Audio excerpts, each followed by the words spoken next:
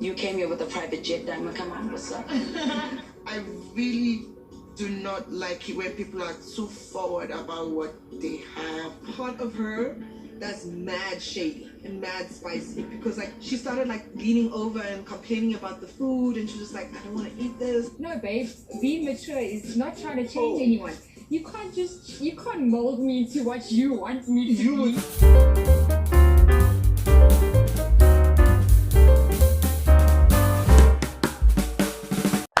On God, if there is anything I am enjoying from the show, it's the rawness from the cast. These people have no filter, zero filters. However, in the midst of all of their rawness, there are certain character traits that I have noticed from some of the cast that I find quite appealing to watch, yes, but on the flip side, there are others that, to be very honest, guys, I don't even know where to place these persons. It's quite alarming, it's confusing, and I don't find it sexy at all. So what I'm going to be doing on this video is a character analysis of the cast. Yes, each and every one of the cast, they are unique in their own way. By watching 2 episodes of the show, I feel like I can now confidently have this conversation with you all. Of course, I know that a lot of you have actually watched the show about 2 weeks ago, 3 weeks ago, I know, but let's have this conversation. So whatever I say, guys, just know that this is my own perception, this is my own observation, this is my own opinion. I'm sure you have yours, so feel free, go ahead to let me know about yours in the comment section below. Hey, before we continue or we start officially, let me welcome all of you back to my YouTube channel. You're welcome back. My name is Glory Elijah. This is Frankly Speaking with Glory. I am the girl with the tea. This is where you get the most factual, accurate, detailed analysis of reality TV shows, movies, and trending social topics. So you are absolutely welcome. Do not forget to hit the red subscribe button to become a part of this family. That said, let's quickly get into this video officially. Now, first off, there are about 9 major characters that make up the cast of the show. If we add Kanye's daughter, 15-year-old daughter, then that would make it 10. But majorly, we have 9 people that the series is focused on. So we have Kanyi Mbau, we have Diamond Platinumz. I don't know if the Z at the end is actually pronounced loudly, I don't know, but it's Diamond Platinumz. There's a naked DJ, there's Zari the boss lady, there's Swanky Jerry, there's Idibia, Andile Ncube, there's Nadia Nakai, and then last but not the least, there's Kayleigh. Now let's start with Kanye. The room is filled with heavy people. At my table, I have African all-stars. I have a whole continent of currency. Guys, I'm gonna say this pop and plain without shame. So far, Kanye is my fave of all of them, guys. And I say this because I love how she says it the way it is, without fear of anything. Guys, she's so blunt, she's so straight, and I love the fact that she's very, very open-minded. Besides the fact that, oh, career-wise, she's a boss lady, she's producer, she's a creative director, she's all whatnot in her world, yes, but looking at her as an individual, I love the way she thinks. I love the way she's really, really open-minded. I think basically it's her open-mindedness for me. I love the fact that she's not really judgmental. What you see is what you get. However, she is a dangerous player. She comes across as very, very reserved, very, very nice to her friends. But if you now want to double cross her, or you dare to want to challenge her values, she's going to play you at your own game. But beyond all of that hard exterior, beyond all of that hard facade that she puts up, you know, all of that camouflage to cover up her feelings, her emotions, right? To present herself as the true boss lady that she is, I see a very soft soul.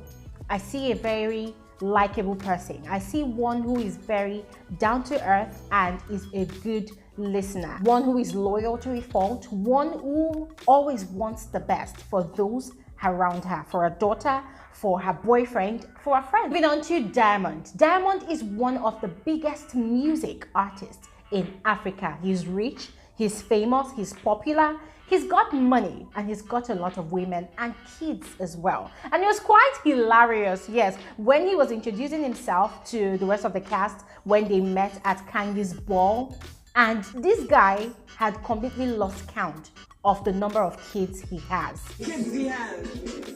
When you love someone, That's right. When you love someone, Maybe 6 or 5. How many kids you have? What do you mean you're not sure? How many kids you got, He's not sure. All right. I know 4. Hey, good. At first he said 4, and then he said maybe it's 6, and then he said, oh, maybe it's 5. And guys, to be very frank with you, the way the other cast were actually confused, that was the exact same way I was confused, because I was wondering, like, I don't get it. So you are busy planting seeds in the world, and you don't know, you can't keep count of how many, how do I call it, how many seeds you've planted. Like, guys, it was just so hilarious, but then I found it quite scandalous. Very, very scandalous. And if there's any other thing you want to remember him for, he's also the baby daddy to Zary's 2 kids. Yes, Zari, the boss lady. And Zari is not the only baby mama he has. He has about 2 or 3 others. And dude is also looking forward to having more women in his life, which is one of the reasons he's busy chasing Nadia Nakai on the show. Quite interesting. But besides his full basket of scandalous portfolio, guys, if there's anything I really love and admire about Diamond, is the fact that he is very original. Original in the sense that he understands that this is a global, like a Pan-African show. And so he's not trying to do too much to present himself as a westernized African, if you know what I mean. I love the fact that his accent is still intact. I love the fact that he still, from time to time, code switches and code mixes from English to his Swahili language. I love the fact that he is greatly representing his Tanzanian culture, and at every given opportunity he has, he would love to display, yes, his culture, where he's from, talk about his background, talk about his traditions, and also share that knowledge with his friends and also the viewers of the show. And then we have the naked DJ, who of course is not naked, but I absolutely love his wit. I love his sense of humor. Yeah, I think that's it. I love his sense of humor. I find it very attractive. And I love his relationship with Kayleigh. Yeah, Kayleigh, who is also another character on the cast list, is his girlfriend. She's a football player. Now, these two people, they have this very interesting relationship where the naked DJ is constantly complaining about his girlfriend Kayleigh not having that sex appeal that she had when they first met, and would love to see her be more sexy for him in the house, because of course they live together. He will complain several times about her, you know, constantly covering herself up as a footballer that she is. And then she, on the other hand, would also constantly complain about him not being romantic anymore. So for them, it's a case of, oh, boy meets girl, you know, showers girl with a lot of gifts, diamond, gold, you know, jewelries, a lot of the good things of life. And then along the line in the relationship, 1 year later or 1.5 years later, the guy begins to relax, like, okay, fine, I've actually won the trophy, so there's no need to continue polishing the trophy. So that is the problem, or should I say that is the situation of their relationship. And guys, I am absolutely enjoying it. And to be very honest with you all, I do not want them to actually make up. I don't want them to settle their differences at all, because I love their banters. I love their lovers' tiff. I love their lovers' banters from time to time. And I love the way they do not take it too personal. They don't make it too serious, yes. And of course, guys, I think we should also note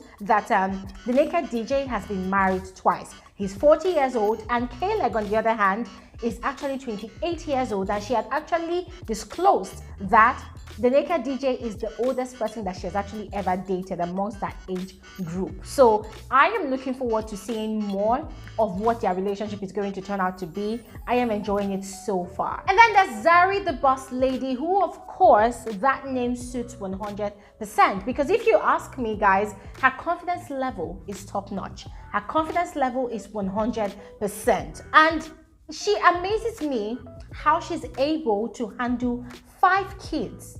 5 kids, yes, some of them grown and some of them still young at the same time, and also handle all of our businesses. However, what actually attracts me to her personality is the way she carries herself on the show. So there's been a lot of controversial statements about her on the internet. Yes, a lot of people have dragged her endlessly. As a matter of fact, last week she suffered a lot of drags on the internet, people calling her all sorts of names, saying that, oh, she did this to Annie, she did that to Annie, Annie should have given her slap, Annie should have beat her up, blah blah blah.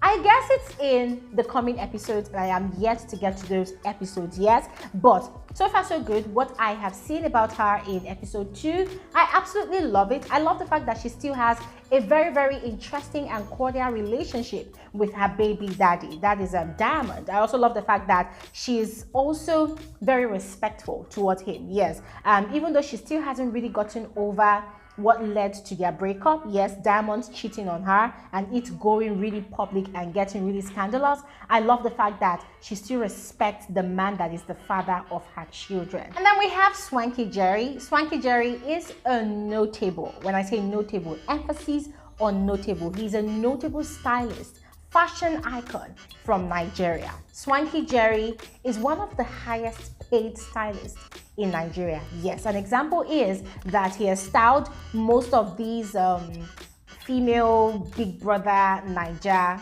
yes, ex-housemates, and he has also styled some notable public figures in the Nigerian high-class society. Yes, Swanky Jerry rolls with the big boys and the big girls. But aside him being a great stylist, what I really love about him on this series is what he brings to the table. Yes, he brings all of his fashion glory. He brings all of his style. He brings his friendship with Annie. Yes. Now, I've seen a lot of people complain that, oh, he indulges Annie too much, but I beg to differ because I think it was in episode 1 or episode 2 rather, episode 2, where I saw him calling Annie out for being rude to Kanye at Kanye's ball. I'm not going to jump the gun by going into details of my review for episode 2. I'm going to be bringing a review about that very soon this week. But I think Swanky is a very loyal friend, and I think he brings that balance in all of the drama, in all of the craziness, in all of the madness that happens on the series. Yes, with Swanky, what you see is what you get. Yes, he's not